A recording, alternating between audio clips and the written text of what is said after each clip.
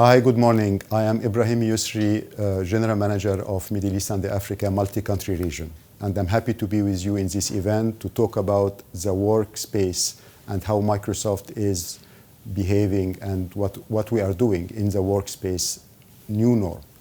So when I look back on what we have all experienced in the last year and a half, I'm reminded that bad circumstances can create opportunities for positive change and growth. I think we can all agree that the pandemic has been tough for our families, tough for individuals, and tough for businesses. Microsoft has made every effort to help businesses, academic institutions, healthcare facilities, and government work securely and productively during this crisis. And we have done our best to provide the technology and resources our customers need to navigate these unusual circumstances.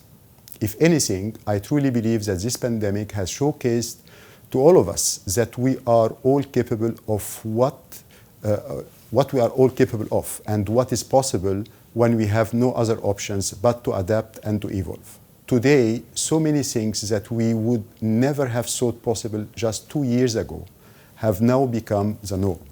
Today, digital resilience is more urgent than ever as organizations rely on digital technologies to adapt and thrive. From emergency response to recovery to reimagining the way we all work and live. The shift to remote work over the last 18 months has essentially been one of the most significant evolutions in work culture since the industrial revolution.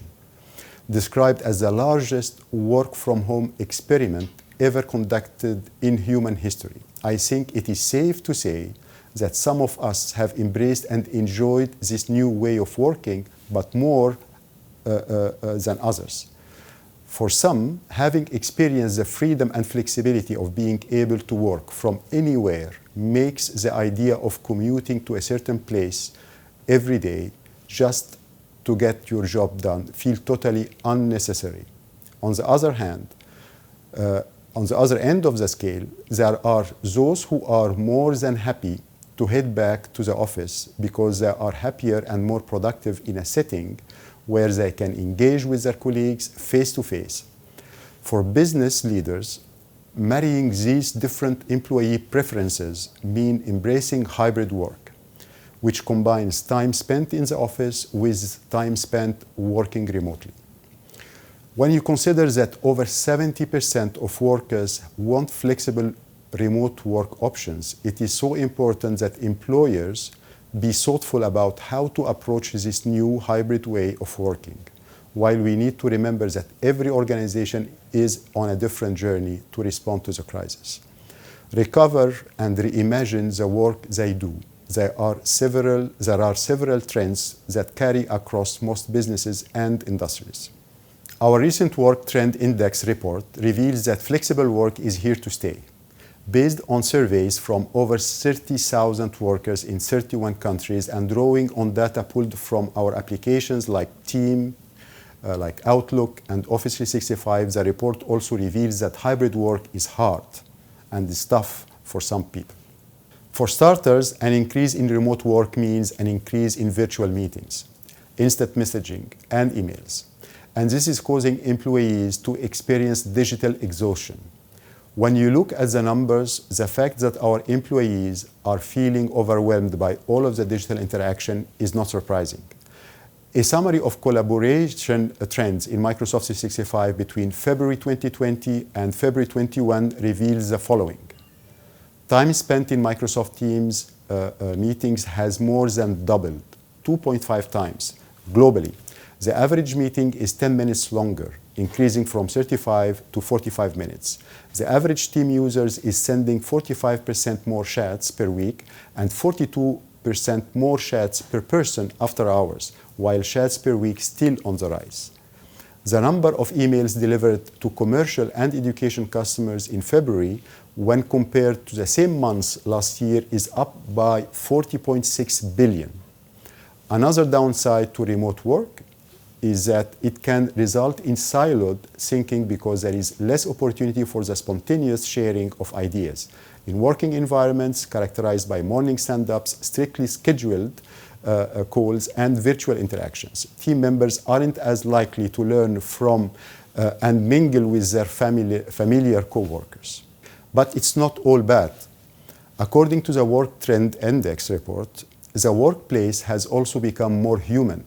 I'm sure at some point over the last 18 months, each of us have met a colleague's child, a partner or pet, a cat, dog, and after this individual or animal made a surprise appearance on the team's call. And perhaps because we have all been through this weird and unusual time together, we just feel closer to each other.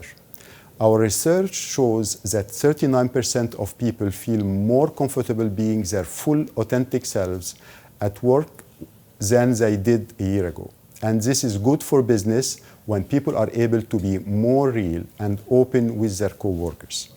They are also happier at work and they are more productive. For businesses, one of the major benefits of hybrid work is that it massively opens up the talent pool because we can hire people from anywhere, and staff members now have the freedom to live wherever they want to because they are no longer have to worry about beating rush hours. Our research finds that remote job posting on LinkedIn increased more than 5 times between March 2020 March and December 2020 as talent spreads to new locations, and almost half of remote workers are planning to move to a new place in the next year because they can work from anywhere. The way companies approach the next phase of work will fundamentally impact who stays, who goes, and who seeks to join your company. And the decisions that business leaders make today will impact companies for years to come. Things like how you shape your business culture going forward, how you attract and retain talent, how you respond to changes in the environment, and how you approach future innovation will all be key to success in the coming years. So what do we need to do to make hybrid work in your region? And how do we all get this right so that our teams and our customers can enjoy more of the good and less of the bad? For starters, you need to put plans in place to enable extreme flexibility. It is important for organizations to sit down with their employees so that they can understand what everyone needs in order to be efficient and productive as possible. It's likely to be different for each person and for each team. So coming up with policies that can make everyone happy will require a lot of time and careful consideration, but it can be done. Take, for example, the Cooperative Bank of Kenya. Once limited by inflexible on-premises email, storage and overall collaboration capabilities, the bank now uses Microsoft 365, including Microsoft Teams, Exchange Online, OneDrive, and SharePoint to seamlessly communicate and share documents. In the past, they had tried a number of other communication solutions, including social media, but none of these options were unanimously accepted by everyone. Then they introduced Teams, which is now the go-to platform for bank staff to quickly form online groups and chat about what they are working on. Another example is Nabil Foods, a Jordanian brand that develops manufactures frozen and chilled food products. Given the nature of their business, they have a 50-50 split between staff, they have to be on site, and back office divisions who can work remotely. With Microsoft 365, they could shift from their staff off-site without having a negative impact on the projects they were working on and without compromising security. In a world of hybrid work, business leaders need to understand that the office now extends beyond the walls of your actual office, and it goes into your employee's home. And for schools and tertiary institutions, it is important to remember that the modern classroom is now inside your students' home too. The City School, TCS, one of the largest private school networks in Pakistan, used Microsoft Teams to power online learning across 140 campuses when students were forced to stay at home due to the coronavirus. Back in 2019, TCS put in motion a 6-year plan to become a blended learning institution combining the best of the online and offline resources.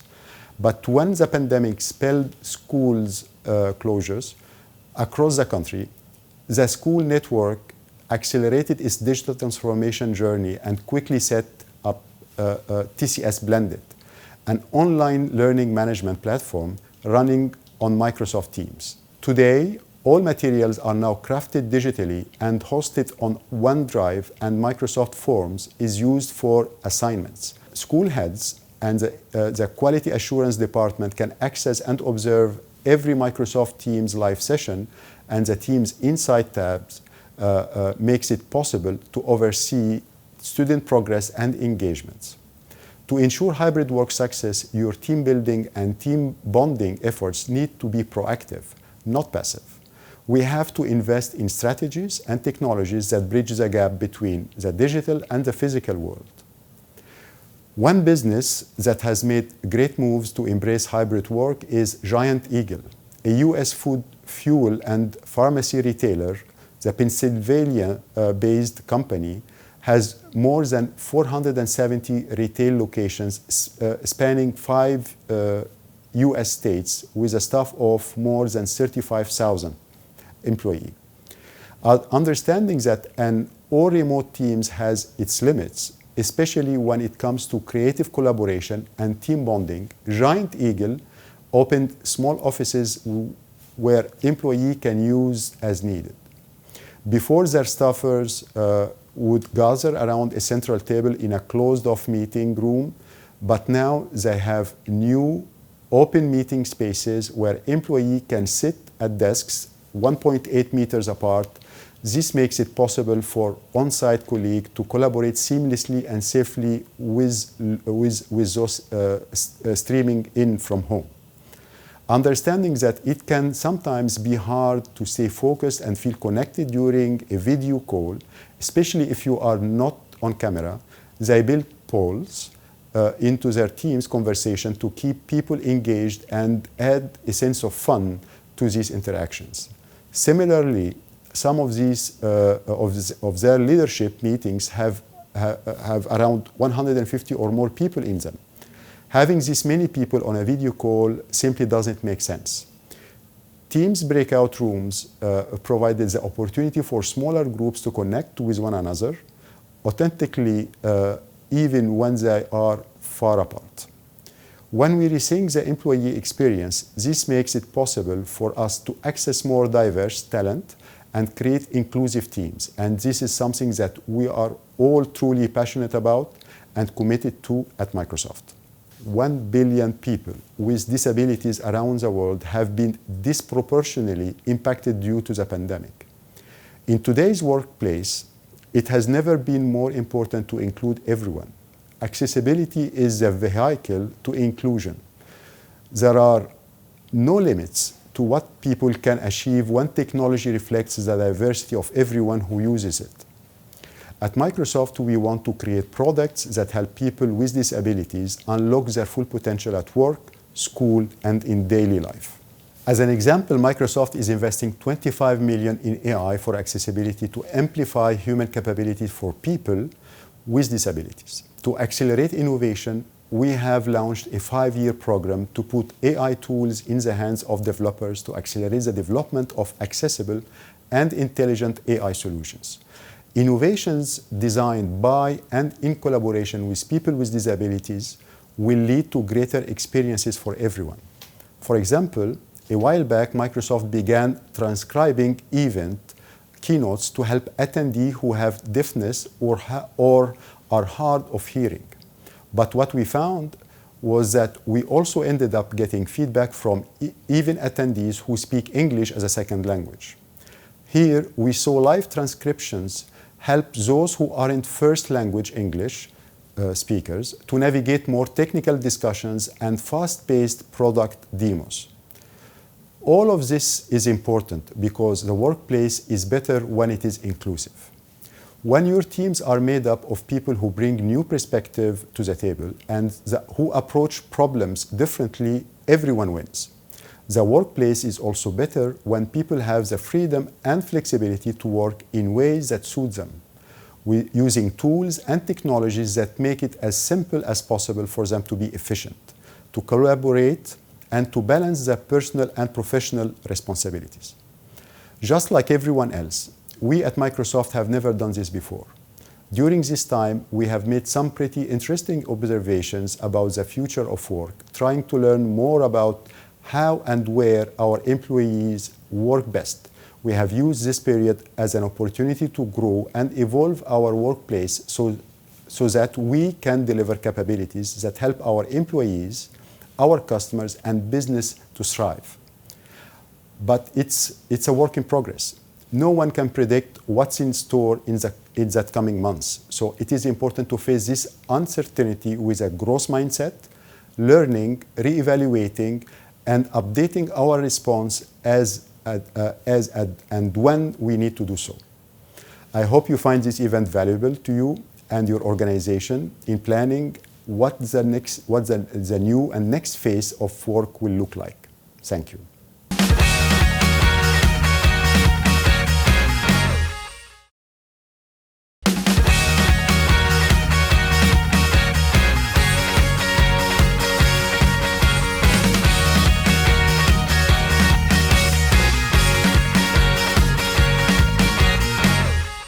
Hi, everyone. Thanks so much for joining me today at our Microsoft 365 Summit 2021. This is a pivotal moment for the world and a once-in-a-generation shift for work as we know it. And we're likely to ebb and flow in this transition from remote to hybrid for some time. So just like you, we're learning as we go and adjusting with agility. And we'll continue to share what we learn in the hopes that it helps you on your journey to hybrid. But one thing continues to be certain from the data and the research. Work is changing, and it's changing for good. So let's dive in. Recently, Microsoft published its annual Work Trends Index, with findings from a study of more than 30,000 people in 31 countries. In this study, 73% of workers say that they want flexible remote work options to stay post-pandemic. At the same time, 67% of those same employees tell us that they want more in-person collaboration with their team. So what we found is that employees want these more flexible remote work options to continue, but at the same time, they recognize the value of being in person with their teammates. This is what we call the hybrid paradox. And this clear sentiment is why we believe hybrid work is the future of work. As our CEO, Satya Nadella, said recently, everything becomes more complex, not less complex, in hybrid work. And I agree. Think about it. People will need to be connected from anywhere, at any time, and on any device, synchronously and asynchronously, in person and remote. To compete in this new hybrid world, we believe leaders will need to embrace flexibility in when, where, and how people work. And to do that, organizations will likely need a new operating model to fundamentally rewire how their organization gets work done.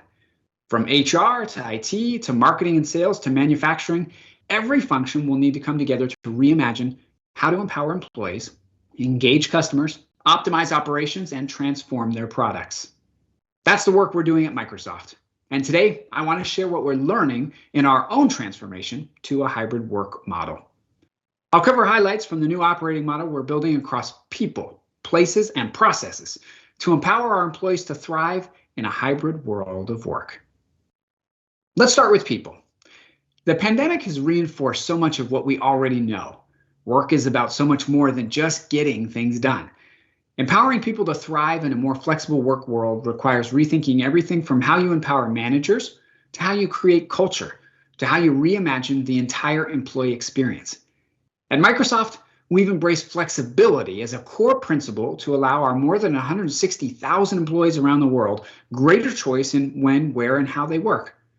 Our flexible work approach gives employees the option to work from home up to 50% of the time, or even more with manager approval, and grants flexibility in individuals' work schedule and work location. We also created a hybrid flexibility guide for our employees at Microsoft and recently published it to the world so that any organization can use it in their shift to hybrid. In that guide, we identify 3 dimensions of hybrid work. Employees have a work site, a work location, and work hours. A hybrid workplace assumes a mix of work styles across all 3 dimensions for all of our employees, as well as within our organizations.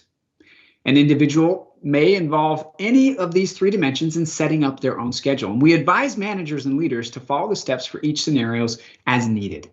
Of course, every organization will have a unique approach, modeling their plans to what works for them and the business needs. But no matter how you plan to approach hybrid work, we believe it's critical, just critical, to empower managers to lead that shift. It's with managers that the rubber hits the road. At Microsoft, we're working to equip managers with the decision-making authority, tools, and skills to lead in this transition.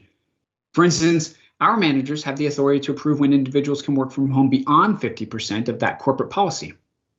And they can also authorize new home office equipment purchases for people on their teams. These are just a few examples, but having a plan and empowering managers to lead through it are critical. To enable hybrid work, you'll also need to create a culture with explicit norms to embrace flexibility. One thing we learned early in the pandemic, having Microsoft Teams, a single collaboration tool where everyone can meet, chat, call, and collaborate, is mission critical to keeping people connected and to keep that work moving. As we normalize distributed work in a hybrid world, Teams only becomes more critical to ensure we continue to work together to drive innovation. From developer productivity to shift scheduling for frontline workers, Teams is literally the organizing layer for all the ways that people work, learn, and collaborate.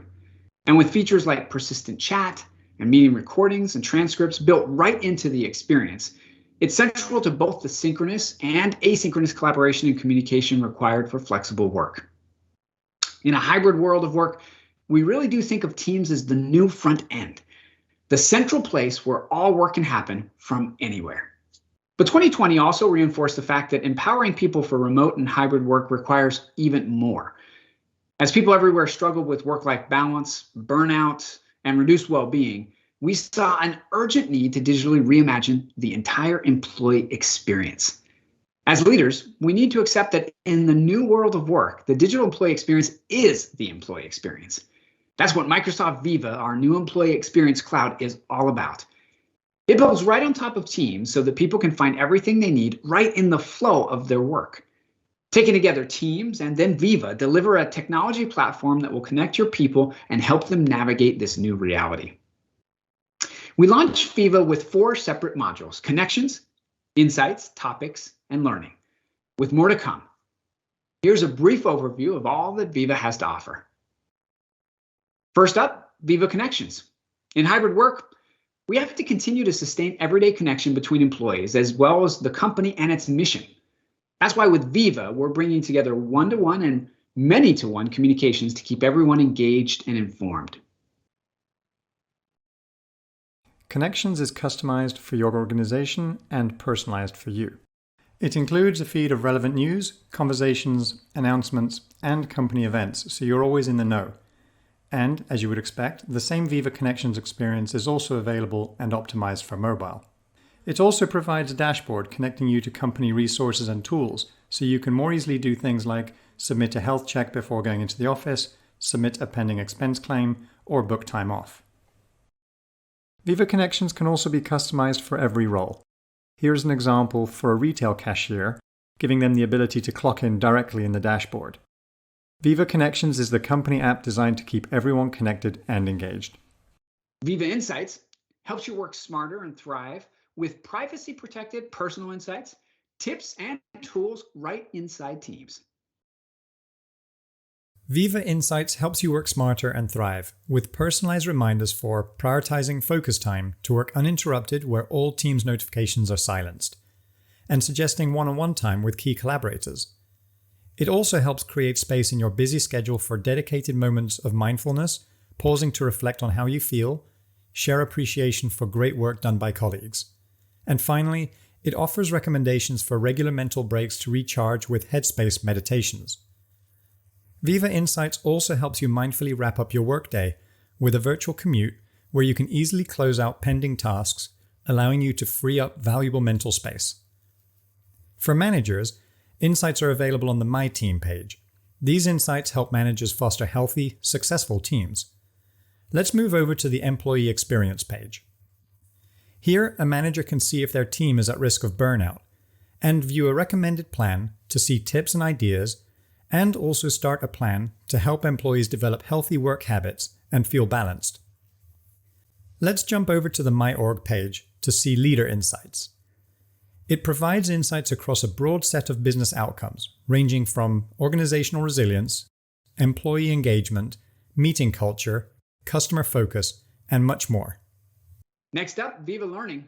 Viva Learning helps you grow personally and professionally by bringing all your learning into one place, all right there within Microsoft Teams.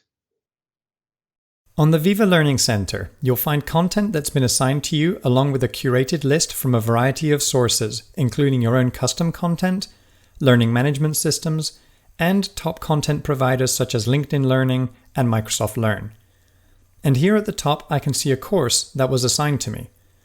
Within the Viva Learning app for Teams, you can easily recommend learning content leveraging Azure Active Directory to quickly share recommendations with individuals, groups, or distribution lists such as a manager recommending to their direct reports.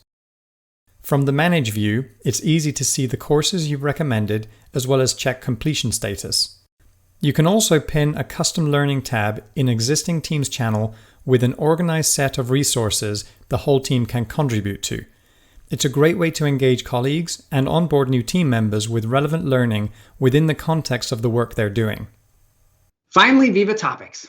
A lot of learning is done on the job. Viva Topics uses AI to magically connect you to knowledge and experts in the context of your work.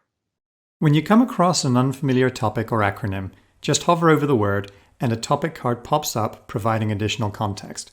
No need to search, it's like knowledge comes to you in the flow of your work. If you want to know more, just click on the topic card and it takes you to a topic page where you can learn more details, including definitions, relevant people, resources from across Microsoft 365, and Q&A powered by Yammer. If your question isn't listed, you can just ask it. In this example, my question is automatically directed to the experts, and their responses will show up here. The next time the question is asked, Viva will provide this answer.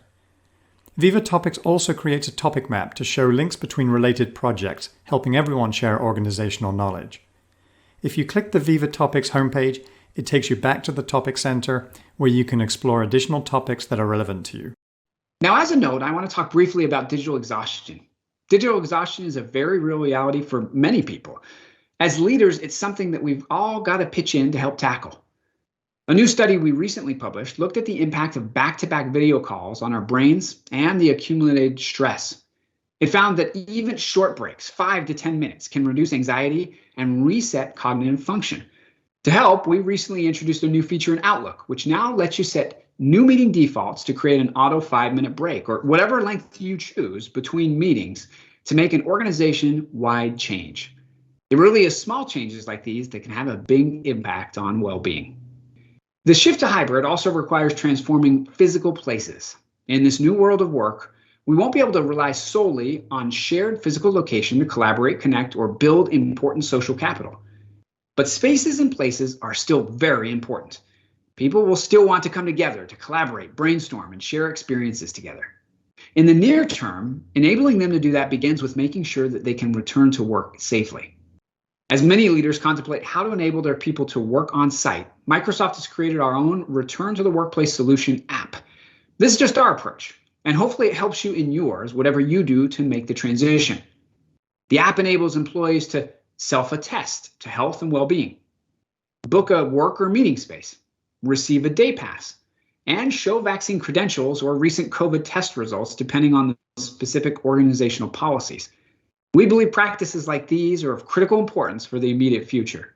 When it comes to the physicality of your workspaces, the key is to build flexibility into every space to bridge the gap between the physical and the digital, designing as much for the people who aren't in the room as those who are on site. We're turning the remote experience on its head and bringing participants into the room so everyone feels like they have a seat at the table and can be seen, heard, and participate from anywhere. Let's take a look at just one example of innovations we're creating in Teams rooms to help organizations everywhere achieve just this. Today's Microsoft Teams rooms bridge the gap between in-person and remote meeting attendees, providing everyone high-quality, inclusive experiences.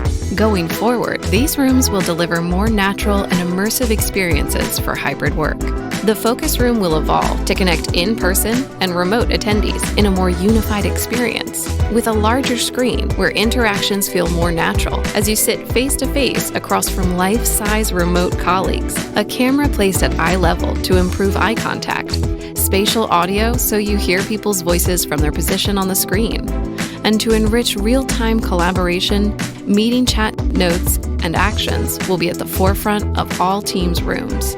Larger rooms with more attendees make it challenging for people working remotely to know who is present and who's talking. Teams rooms will deliver a meeting experience where everyone is fully represented and connections feel natural. We have reimagined the meeting room to bring people face-to-face with remote colleagues and unlock more space for people, content, and collaboration. Technology will fade to the background, with premium microphones hidden in the ceiling. Intelligent camera technology will bring in-room participants clearly into view through individual video streams. And spatial audio will help remote participants establish presence with a virtual seat in the room. All so that you have more authentic connections with everyone in the meeting. Our vision for meetings is about leveling the playing field for everyone, where remote and in-person attendees are represented equally and everyone can collaborate without compromise.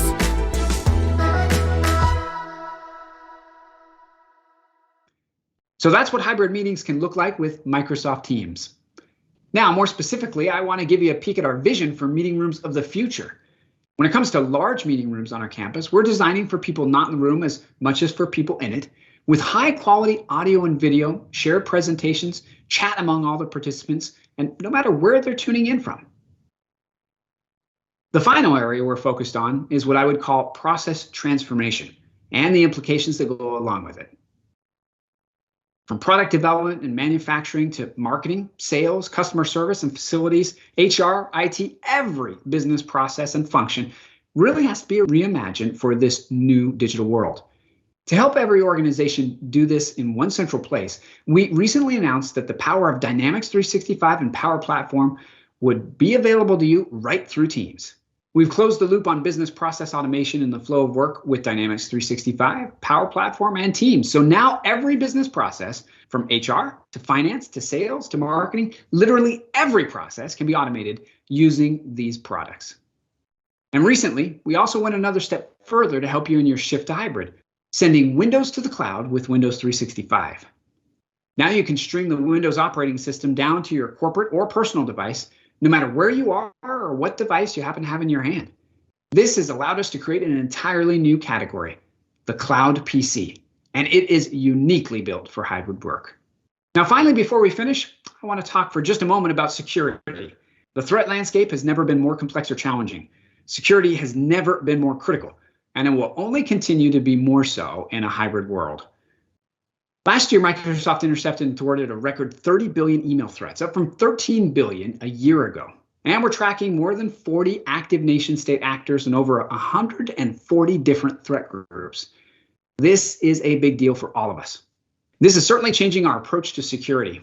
It's clear that zero trust architecture, where your devices and data are secure in the office, at home, or on site, is more important than ever as we shift to hybrid work. I want to close where we started, with our commitment to helping you make the shift to hybrid by sharing what Microsoft is learning along the way.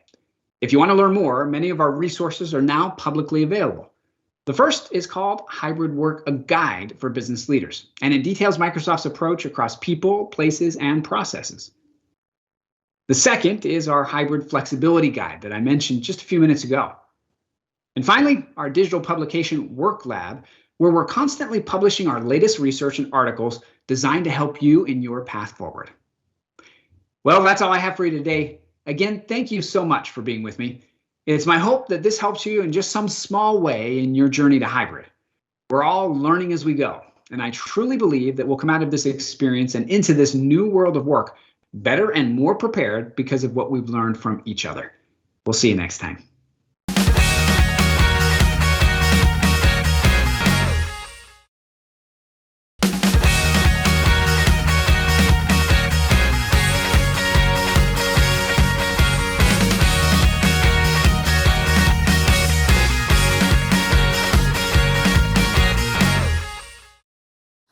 Welcome to the Microsoft Middle East and Africa Summit.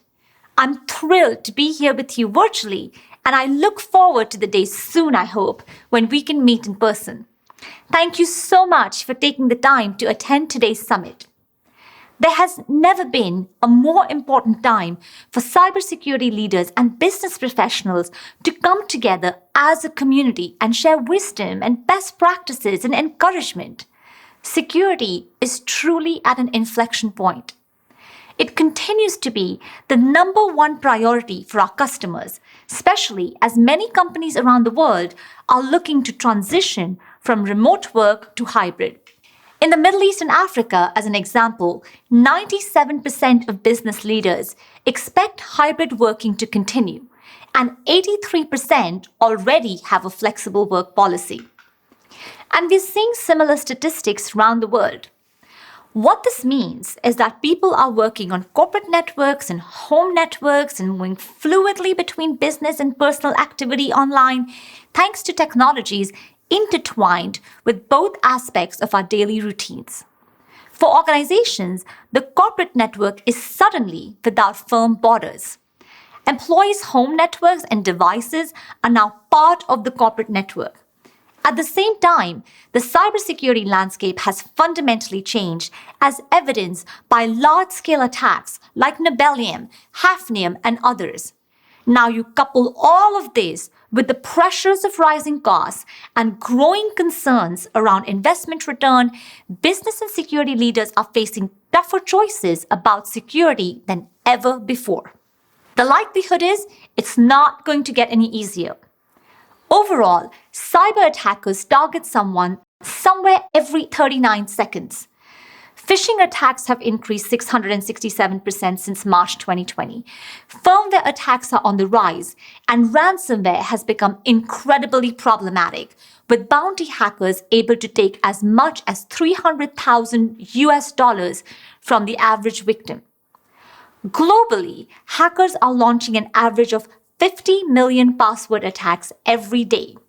At Microsoft, we bear great responsibility to protect our customers and work together with fellow defenders to make the world a safer place.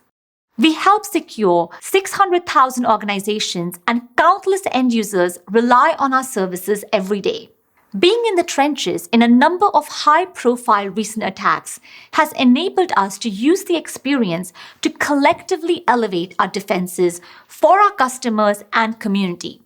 And today, we track more than 40 active nation-state actors and over 140 threat groups representing 20 countries. And you can really see our signals at work. We process 8 trillion events each day and use it to continuously help our customers and mitigate threats in real time via the cloud. As an example, in 2020, our Defender Cloud services processed 2.5 billion queries a day, which in turn blocked 6 billion threats on our customers' PCs, phones, tablets, and other endpoints. As defenders ourselves, and with the unique insight that our frontline experience provides, we believe there are 4 ways that organizations can effectively build their security foundation. Let's take a look at them individually. The first is taking an end-to-end approach. One of the things we know for sure is that business risk can come in many forms.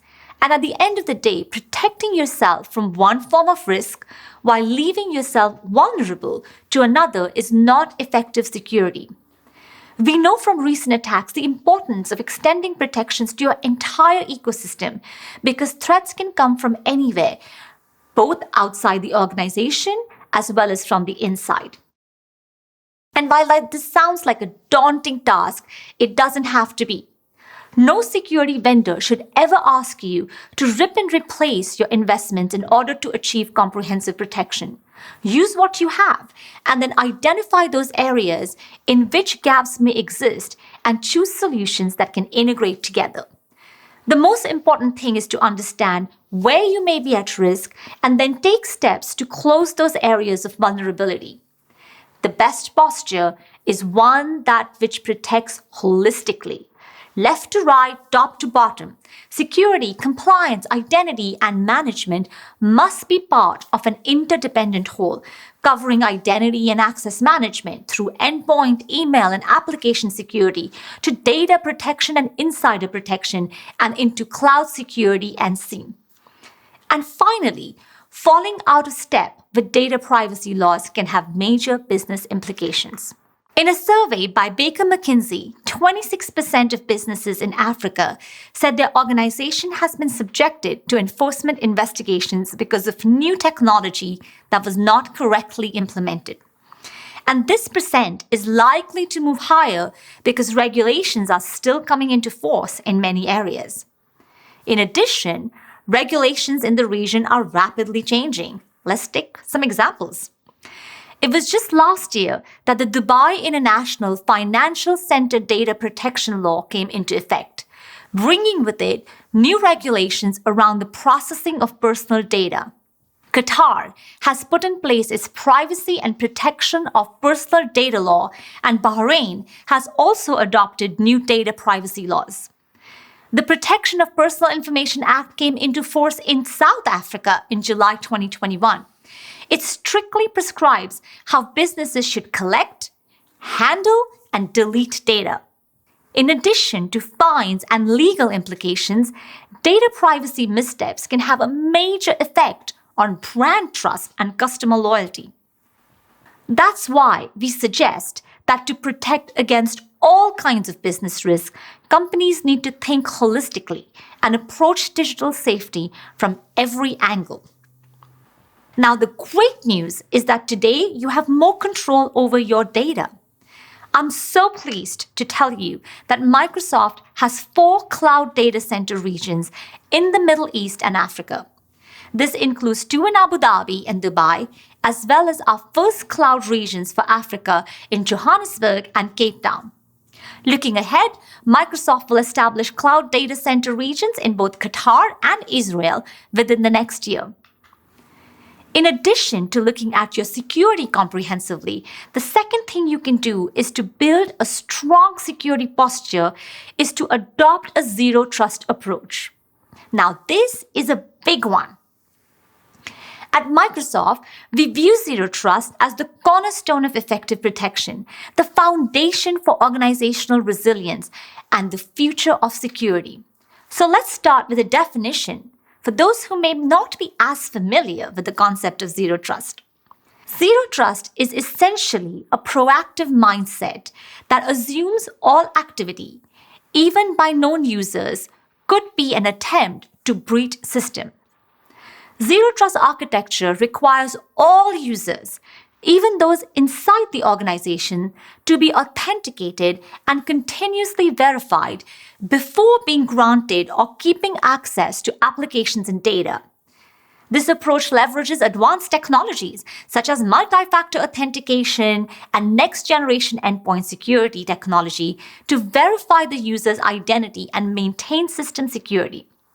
And it has 3 pillars: verify explicitly, use least privilege access, and always assume breach. Now, admittedly, this is a significant departure from traditional network security, where once someone was inside the network, they were trusted. Adopting a zero trust strategy is a journey, and this journey is unique for every organization, but every single step you take will make you more secure. I always tell customers, if you're wondering where to start, begin with a strong cloud identity foundation as a first line of defense. Authentication, protection of user credentials, and protection of devices. You may be interested to know that part of our own zero trust approach for Microsoft employees is that we now require multi-factor authentication for all users that access the corporate network.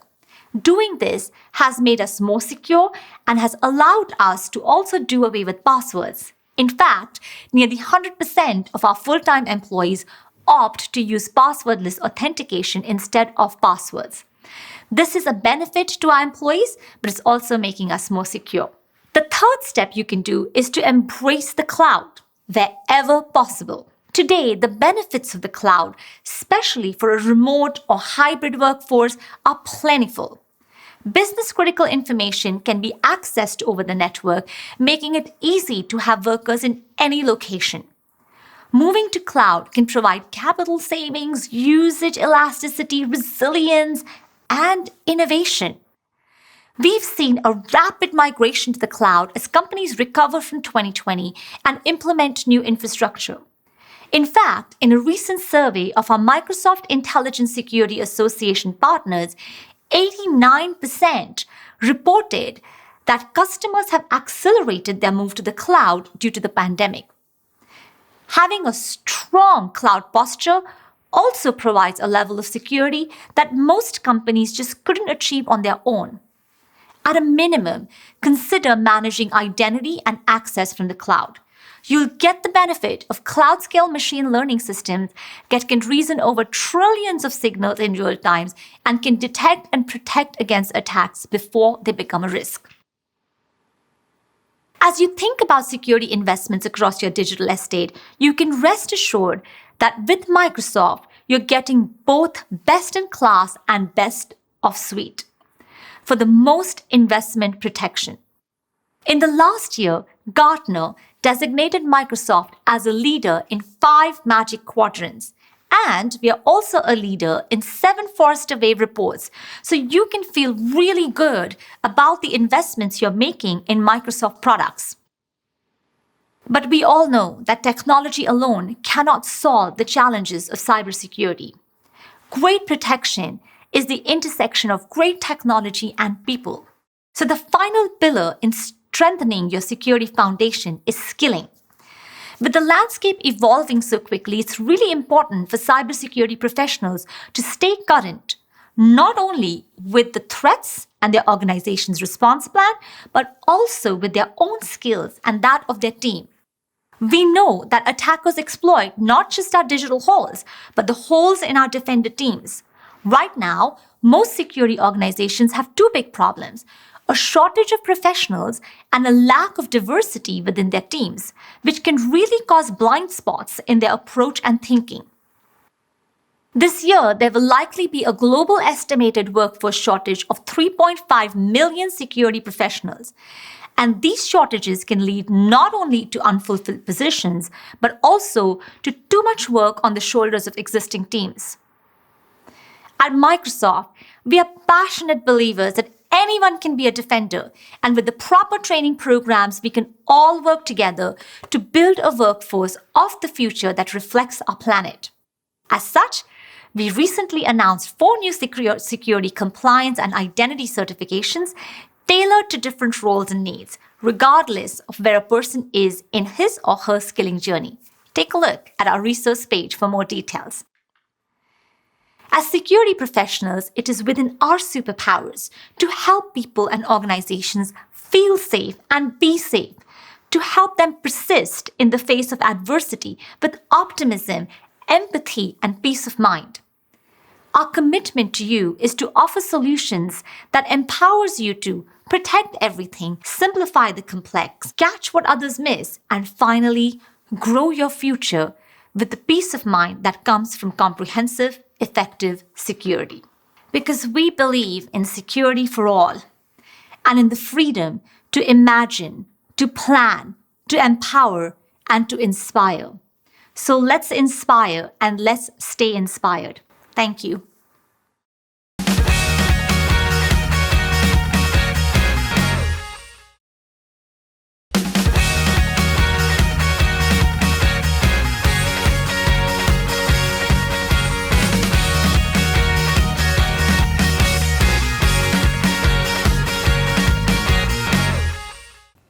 Hello, welcome to the Financial Services Industry Track. My name is Yashar Yilmaz. I'm Head of Financial Services Industry here at Microsoft for Middle East and Africa region.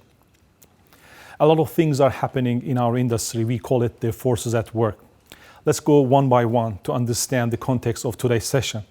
First of all, as you know, the employee collaboration is becoming very important because of the pandemic, right?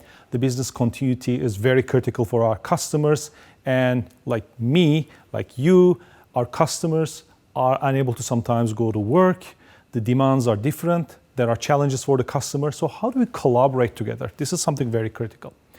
Not only that, but the customer expectations are also changing, right? Customers want to have services whenever, wherever. They just want this to be streamlined. And in banking and insurance sector, as well as capital markets, this is of paramount importance. Now, with the pandemic, of course, with the revenue being under pressure, cost optimization has become at the front running strategies of our customers. They need to look at their legacy systems and they need to see if they need to do some improvements to ensure that they have opportunities on the cost side. And we are seeing the emergence of new business models. Open banking is, or open insurance is a great example of that. By this, what I mean is the traditional banking and insurance services are changing now. People not necessarily just want to buy a property, but they also want to ensure that the bank offers them the property instead of the real estate agents.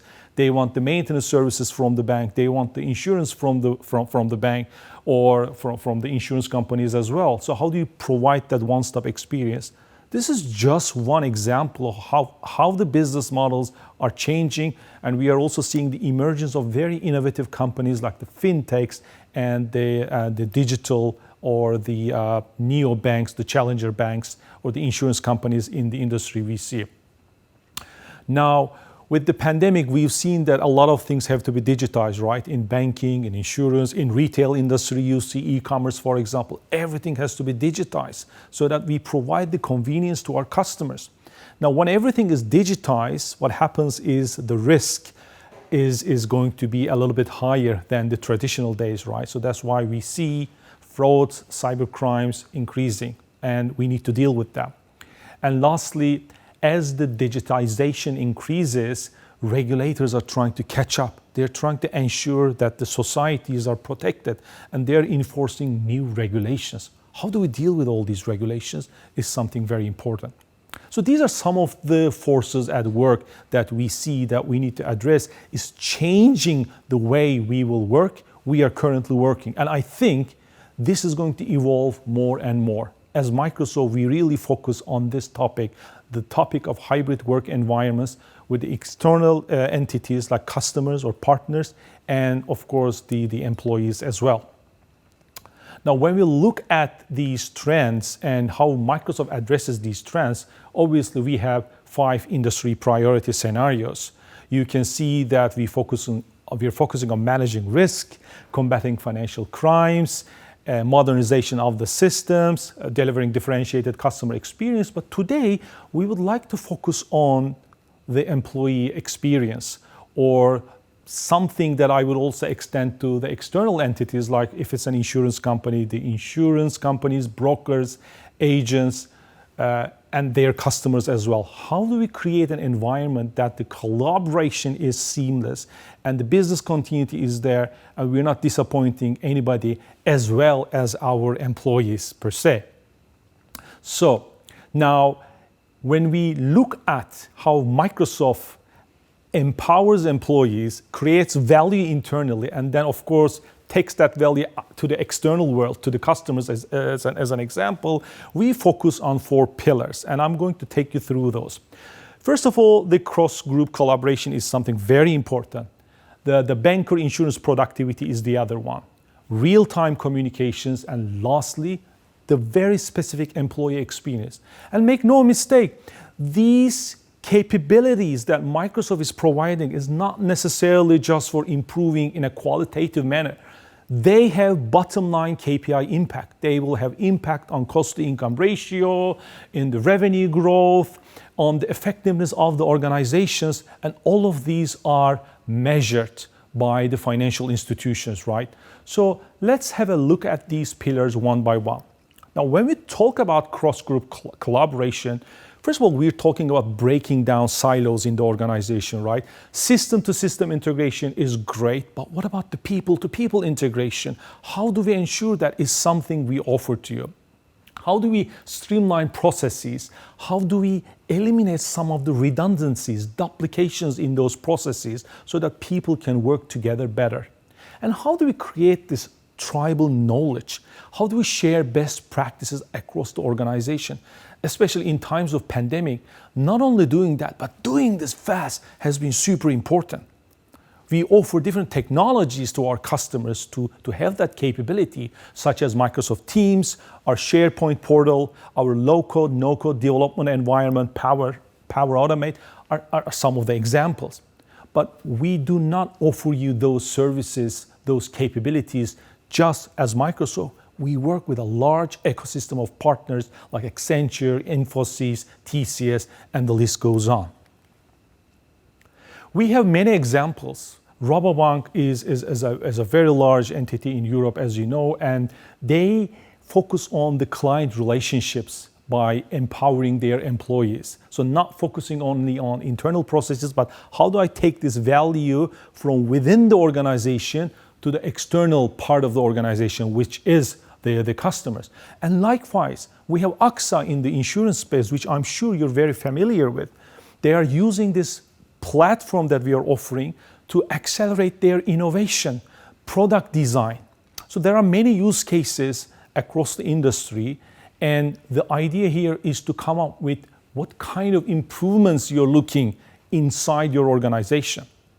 The second pillar that I wanted to talk about is the banker productivity. Elimination of the tedious tasks, empowering workforce with the right tools, and measuring, analyzing, and visualizing the impact of projects as people are working on them is something we focus on. Again, we leverage different Microsoft capabilities and the large ecosystem of customers that we have. A great example in this space is our customer, National Bank of Canada.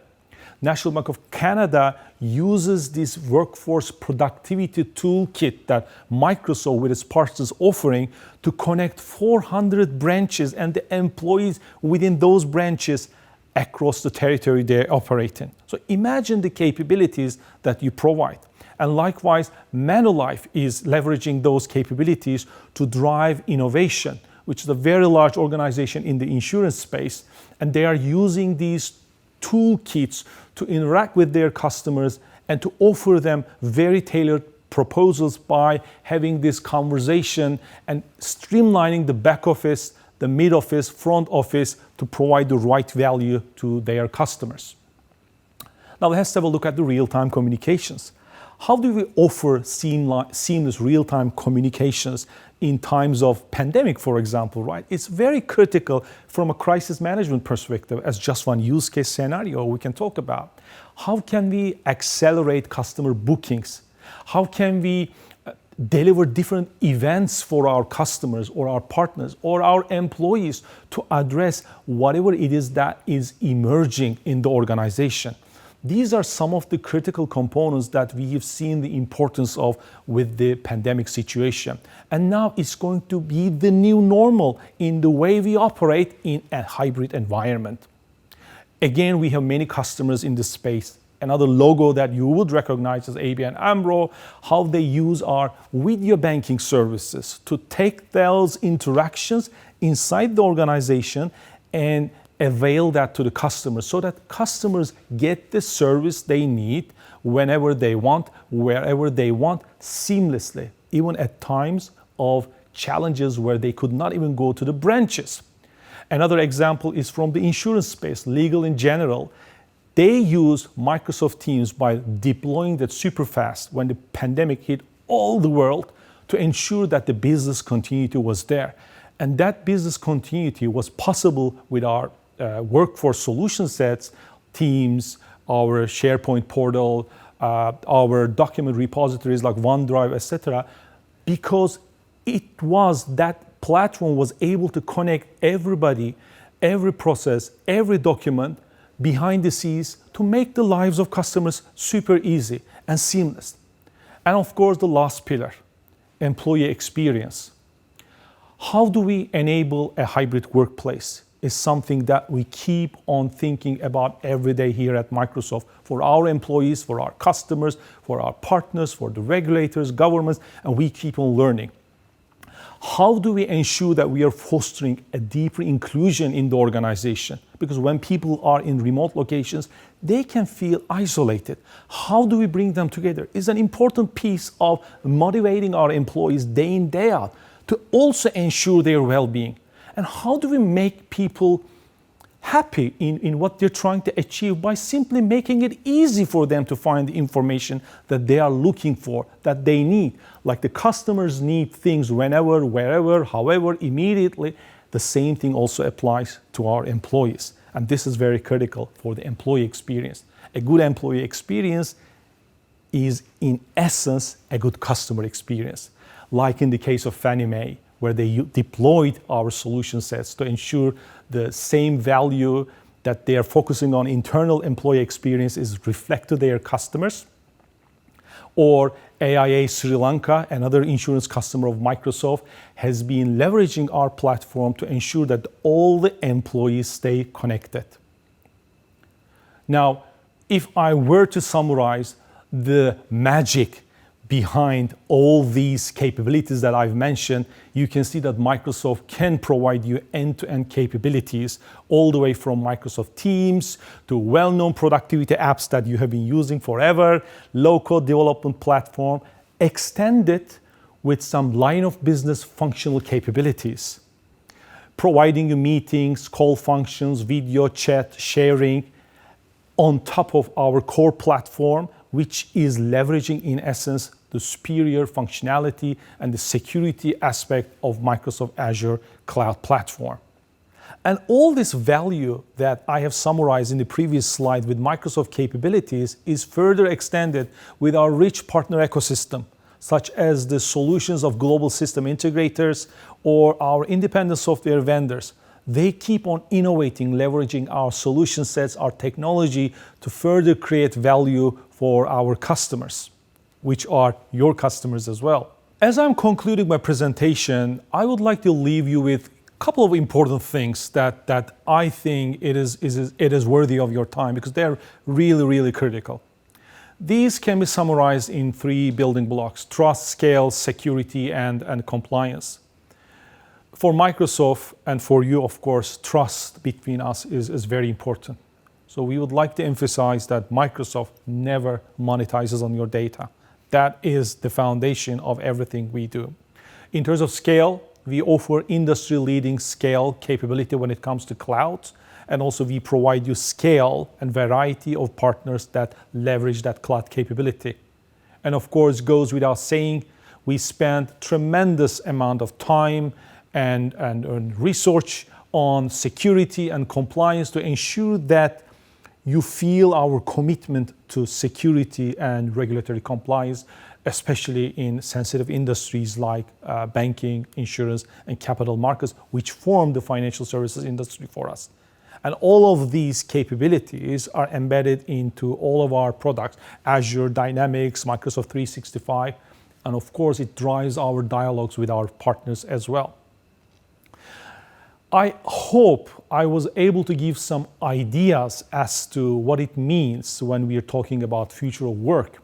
And if you are inspired and if you'd like to learn more, do more with Microsoft, there are a couple of things that I would like to invite you to. We have a lot of executive briefing sessions that are happening with our customers. You can be one of them. We also deliver this in a virtual environment because of the pandemic situation. We have Microsoft Technology Centers where we showcase Microsoft capabilities and partner capabilities. So you can just come and join us. We have different MTCs in Middle East, Africa, and in different parts of the world as well. And lastly, if you'd like to come up with different use cases, even in the form of a design thinking exercise, we can engage with you to run envisioning sessions. Thank you very much for listening to us today. Enjoy the rest of the sessions.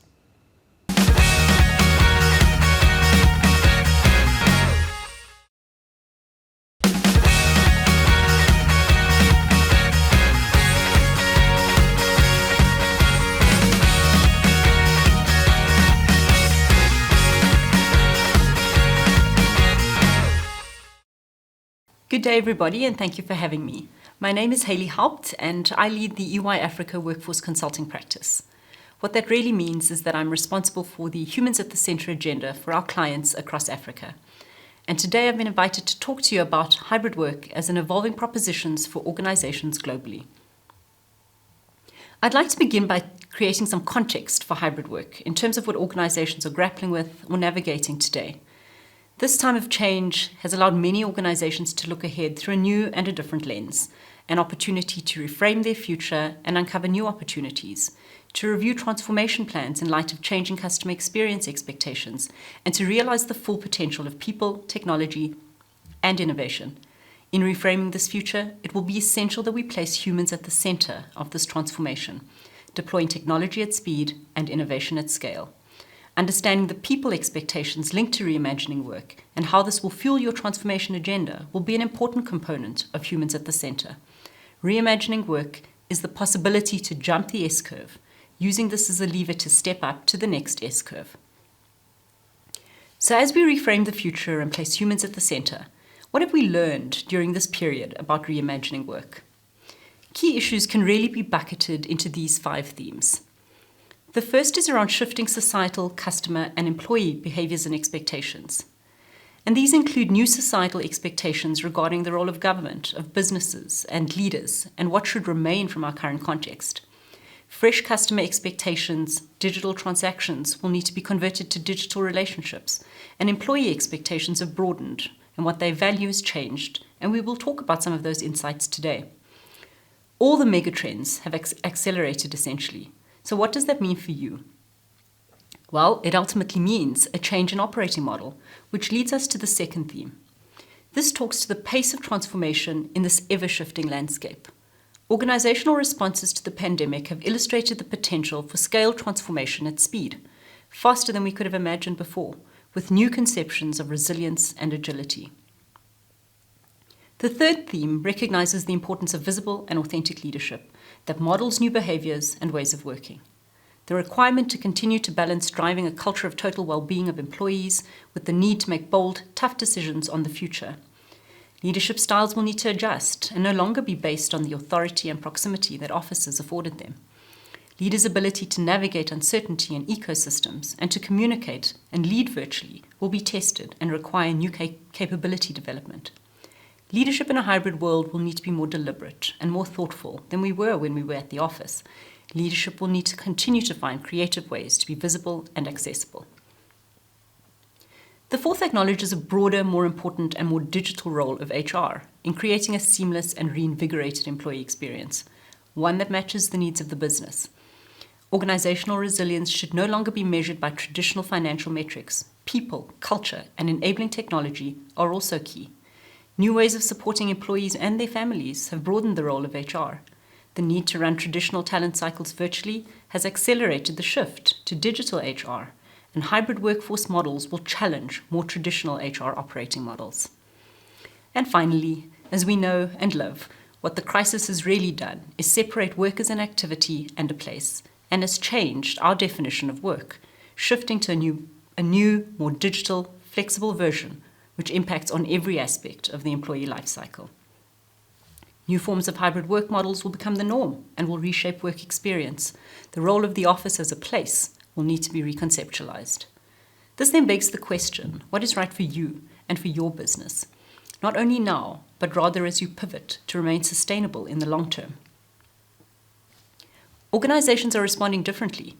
This snapshot in time represents the different views that organizations have taken across the globe. Some major global players have indicated that they will return to work as before, while others are clear that some form of hybrid work will be the way forward. Still others will sustain full remote work, and there are a number of permutations that influence those choices. In the case of global players with local presence, local circumstances in terms of managing the pandemic play into these choices. Remote is not only defined by the work that we do, but by local circumstance. Things that support remote or flexible work are not equitably distributed. For example, connectivity, ability to work remotely, etc. And so organizations are considering this balance carefully. So what is this journey? What does it look like?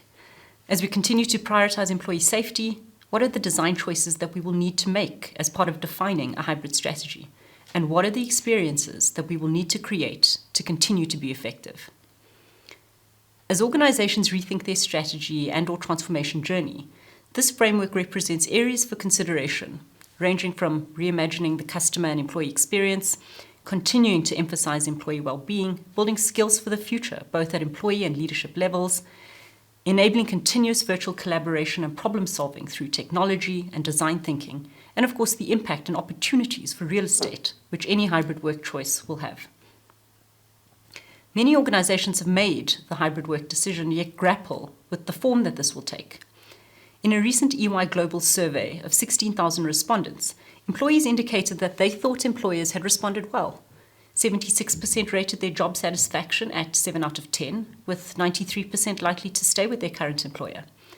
48% thought that their company culture had gotten better during the pandemic, and 67% think their productivity can be accurately measured regardless of where they work. We did, however, see that 9 out of 10 employees sought flexibility around where and when they work, on average seeking to work remotely for 2 to 3 days a week post-pandemic, with 54% likely to quit if they aren't offered the flexibility that they seek. So clearly, flexibility will be an important determinant for retention, and this has to be considered, particularly in scarce skills markets. So, while the hybrid model must support your commercial, your financial, and other organizational goals, it has to be carefully balanced with the people component. While some things have changed, others remain. A portion of the workforce will want to work from the office, and a hybrid model responds to that. Safety will continue to be top of mind, even as employees seek to continue business travel post-pandemic.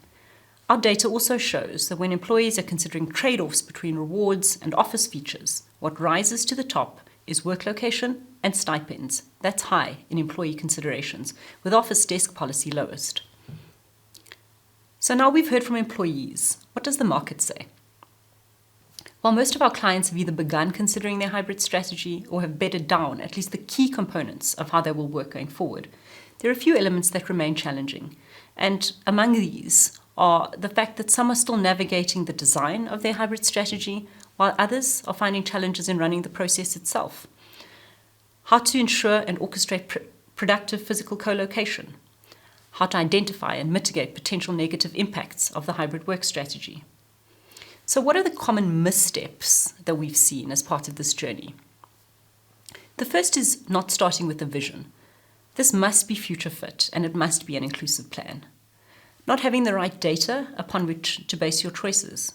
Driving a bottom-up approach not only ensures securing the right data, but provides an opportunity to take teams, focus groups, business units, and others on the journey with you. Confusing remote and flexible work. Hybrid models promote flexibility, of which remote is an option. And lastly, assuming today's technology for tomorrow's needs. If we've learned anything, it's that we must design to iterate. Furthermore, what a snapshot of 50-plus financial services countries has shown us is that while the impact of culture, inclusion, and wellness consistently scores as a major area of concern for both leaders and employees alike, much of this may dissipate when the office is part of the mix again. However, productive co-location, combined with the trade-off between employee choice and planning certainty, is the key challenge to hybrid working. And so we've heard what employees think about hybrid work. We have a sense of what the market challenges are in conceptualizing and implementing hybrid work. What then are some of the design choices that organizations need to consider? The first is the role of the office in your hybrid work environment. And this spectrum allows one to challenge key design principles, key strategic outcomes, and what the role of the office is in achieving those. Do you require physical co-location all of the time, as in work as a place? And what outcomes does that seek to drive? Versus the other end of the spectrum, where work is an activity, and an activity that can be performed anywhere. The hybrid models in the center consider the prominence of physical co-location in ways of working, and the outcomes that you seek to achieve through this. Are you more driven to ensure team engagement for problem solving, learning, coaching, and mentorship? And how does that influence your choice of hybrid model? Essentially, you'd need to figure out where you sit on this continuum in terms of your strategic approach to hybrid work.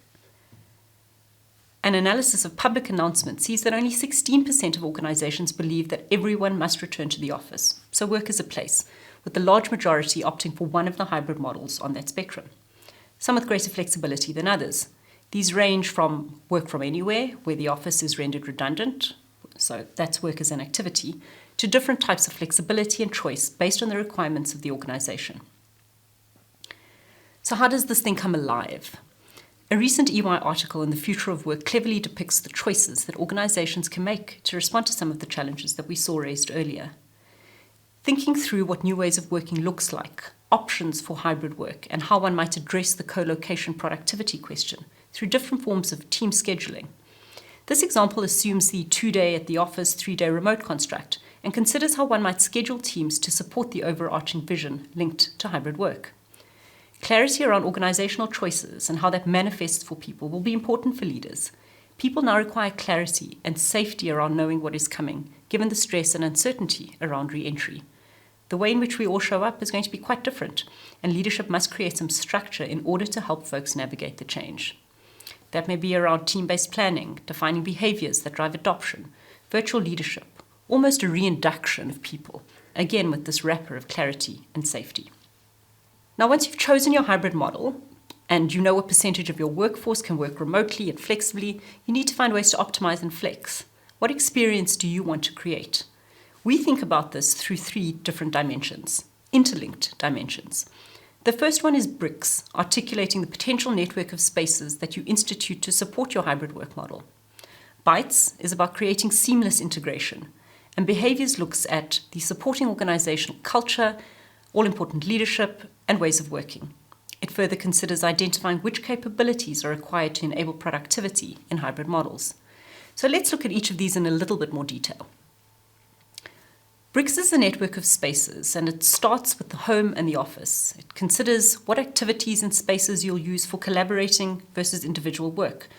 What spaces and places are good for creative thinking versus focused concentration?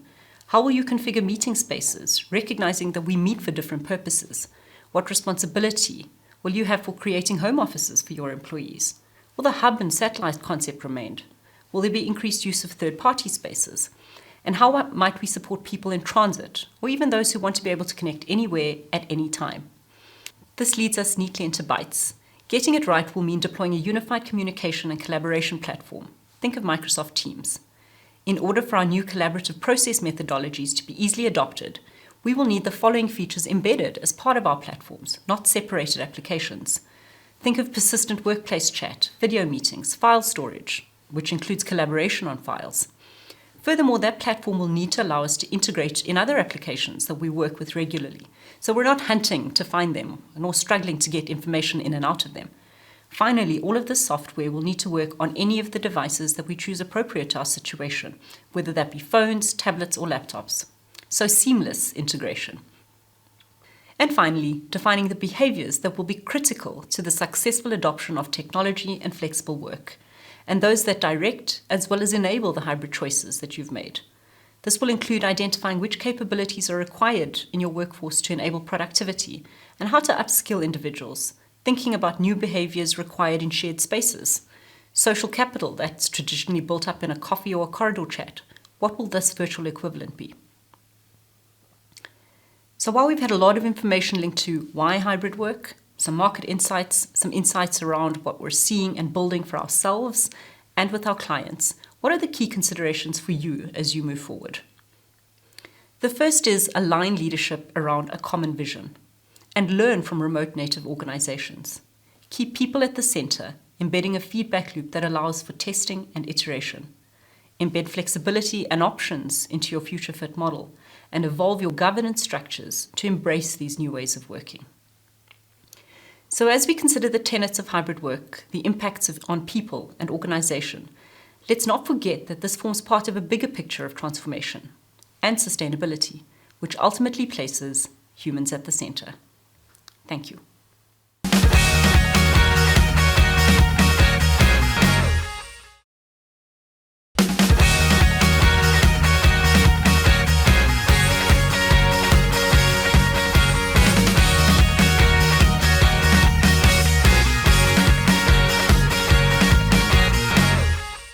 Hello and welcome to our demo around how ServiceNow and Microsoft Teams works together. I'm Mark Revel. I'm a solution consultant within ServiceNow. I'm aligned to the Microsoft Alliance and I've been with ServiceNow about 6 years. And hand over to Max. Thanks, Mark. I'm Maximilian Bazzi. I'm a solution consultant based in Dubai and servicing the customers across the MEA region. And I've been 2 years at ServiceNow, and I'm glad to show you the collaboration between Microsoft Teams and ServiceNow today, alongside with Mark. So the best thing to start with is some statistics. So we did our own surveys, and we interviewed 3,000 employees across EMEA, and these were the results that we found out when it comes to the hybrid work of the future. So 53% of the employees thought that their organizations took the right steps in order to enable them to work remotely. 63% imagine that in the future they would like to work more hybridly, so remote work combined with their in office work, and 15% would like to work only remotely. So this is a challenge for the managers of today. How can they be sure that the business productivity is increasing while keeping the employees happy and satisfying their needs and their will to work remotely? And that's where the ServiceNow and the Microsoft collaboration gives the companies this new way of operating. So ServiceNow on one side, it is the leading digital workflows enterprise, and our objective is to make the world of work better for people. And Microsoft on the other side, it is the cutting edge technologies for collaborations through MS 365 and Azure technologies and so on. So what does this collaboration between, or the partnership between both companies mean? So on the one side, we have MS Teams, which is the engagement and collaboration layer in the enterprise. So each employee has the access to Microsoft Teams, and it acts like a single point of entry for all the employees. And you have ServiceNow on the other side, which is the intelligent workflow layer, which is basically leveraging the automation, artificial intelligence, machine learning, predictive intelligence capability of the ServiceNow platform to make the life of the employees easier and to help them fulfill the requests as quick as possible. The main integrations that we have to Microsoft Teams, so one of the main integrations is the virtual agent integration, which we'll be showing in the demo afterwards. And this is based on the ServiceNow virtual agent, which is a chatbot powered by the artificial intelligence and the natural language understanding of the ServiceNow platform. And through this, you can access it from Microsoft Teams in order to check the knowledge articles, to create any types of requests or tickets, reserve meeting rooms, access the service portal, or even chat with a live agent if needed. And all in one single channel of communications, which is Microsoft Teams. Looking at the added value of this collaboration with Microsoft Teams. So what do we want to achieve? What do we want that our customers achieve through our collaboration with Microsoft Teams? It is basically improving the efficiency while increasing the employee satisfaction. You will be giving your employees a friendly and effective way to handle routine tasks without having to take the time of the live agents of the support and IT departments. You will provide additional services without the need to train additional staffs, which means you will increase your time to market through these tools that you are giving.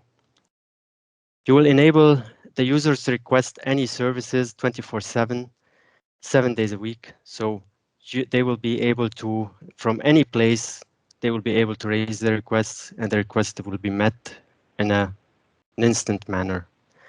And also, you will be able to deliver an easy and straightforward service experience throughout the whole enterprise. With this, I will hand out to Mark for the demo.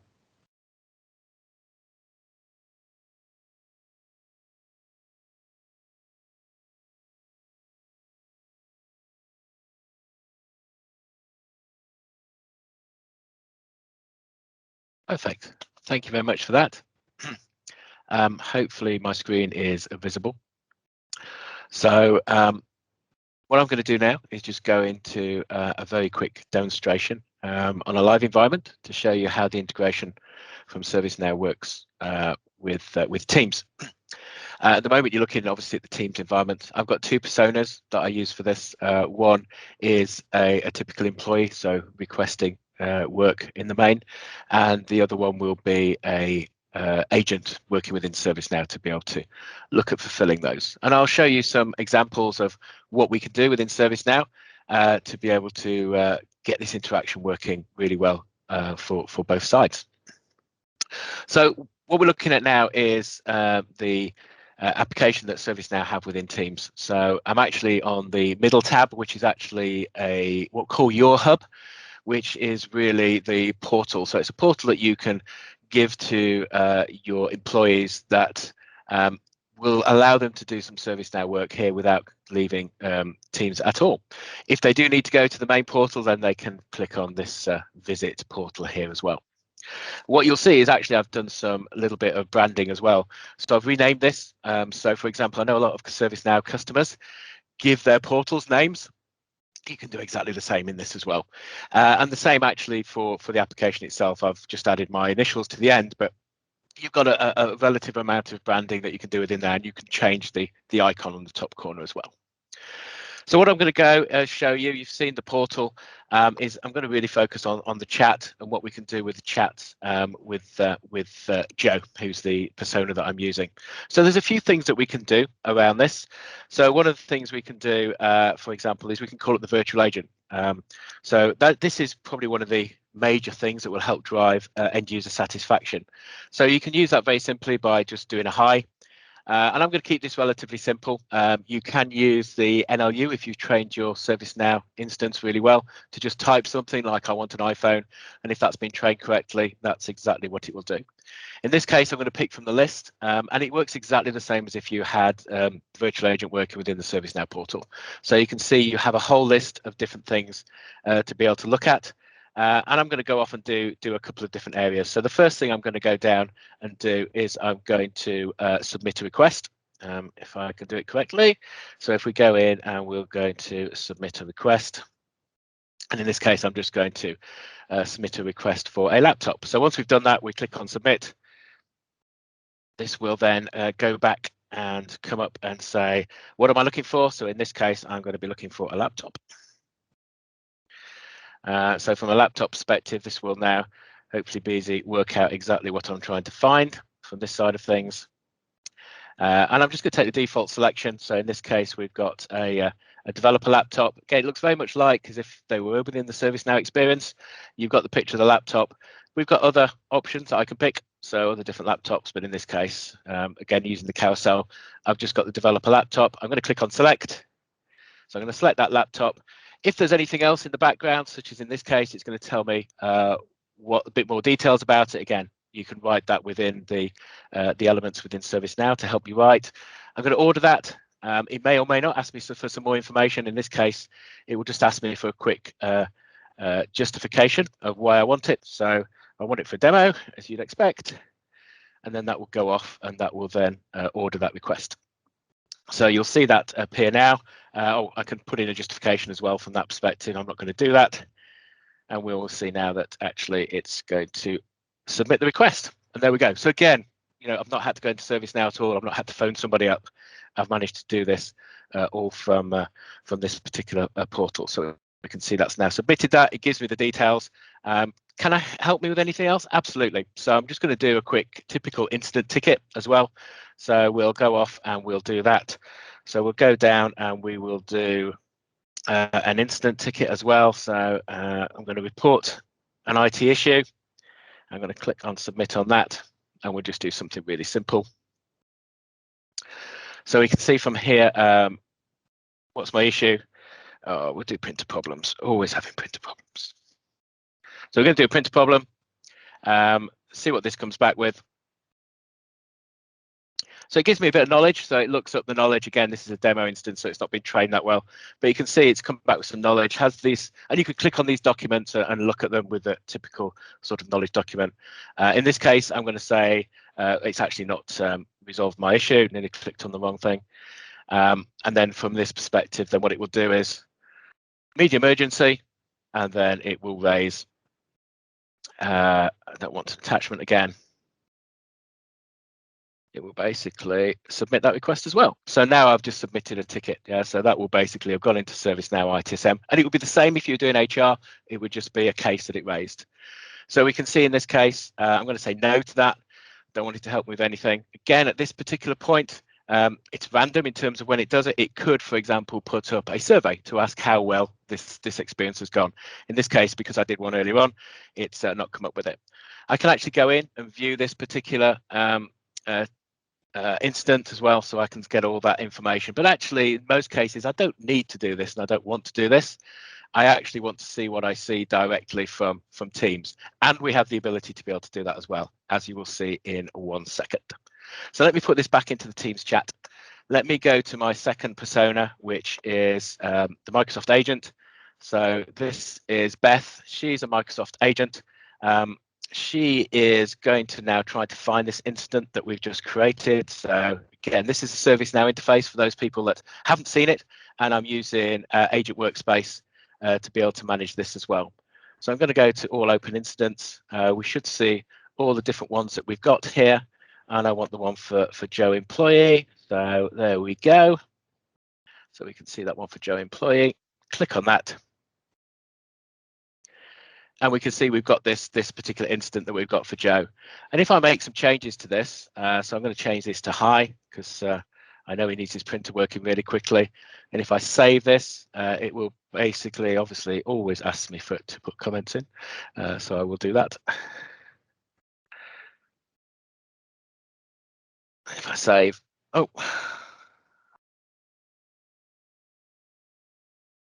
There we go. So that's now updated the record from that perspective, and you can see it's updated the activity in here. And if we went back to Joe, we would be able to see that actually it's given him a notification that we've updated something on that record, which will be basically these settings here. What I can also do is I can start a chat with Joe. So if, for example, I want to get some more information, I can very simply go into this and I can start a Teams chat. So again, that's exactly what I'm going to do. I'm going to go into Joe here. I'm going to start that Teams chat.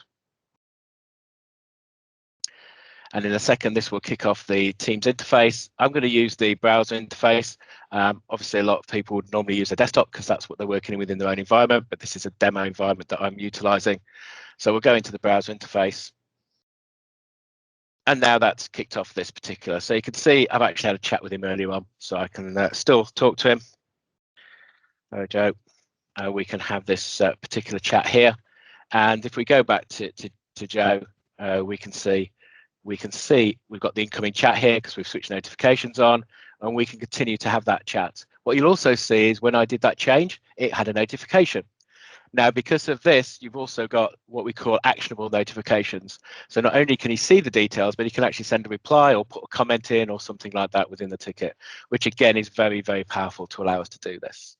The last thing I just quickly wanted to do is very quickly set up and show where else we can take this. So if this was a really serious problem and we were going to raise this to a major incident, then what I've got the ability to do is if I go back into this particular element here and we look at this, and I'm just going to show an example that I've already got, we can actually raise this as a major incident. So this is an example, another thing with Joe, where we've got a major incident that we've had confirmed. We can actually do all the communications. So if I add a communications, I can add this as a talk chat, and I can do that through Teams. So again, any notifications or reoccurring, I can send to everybody who's on Teams, or I can just pick the people that I want from that side. And I can do collaboration on here. So if, for example, I want to have a chat and get lots of people involved, I can do that. So I can set that up. We're going to have a chat between multiple people to be able to try and solve this problem. I can just go in and initiate this. It will ask me who I want to join. So I'll bring the system admin in as well as Joe.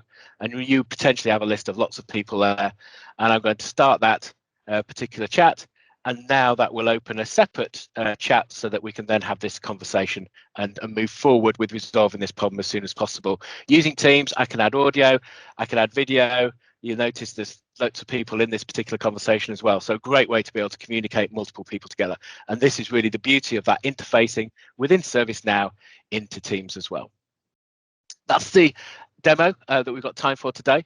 Hopefully you'll have some questions. Feel free to reach out to us. And yeah, it's been great presenting to you.